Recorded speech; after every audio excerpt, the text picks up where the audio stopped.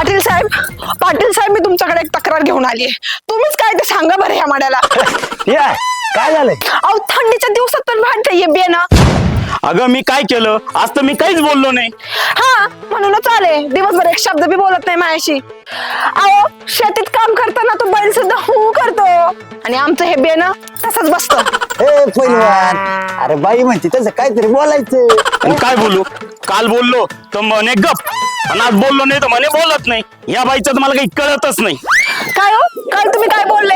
आठवा ना जरा ते आठवा. अगं पण मी तर कौतुकच केलं ना, एकदम कडक. हा कौतुक ते असं हे कौतुक. ती हा सर्वच आहे काय?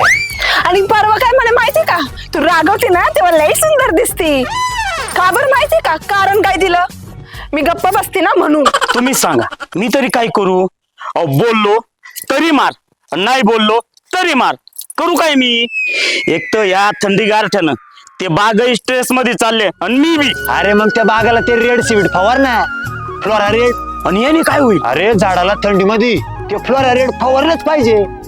त्यानं झाडात गरमी तयार होती आणि झाडाची वाढ एकसारखी होती. अहो घ्या शिका त्या बाटलांकडनं काही. ते त्यांच्या द्राक्ष बागेला सुद्धा थंडी नाही वाजू देत. अहो सगळ्यांची किती काळजी घेतात. पाटलीन बाई मला बोलल्याच होता आमच्या घरात अजिबात थंडी नाही वाजत.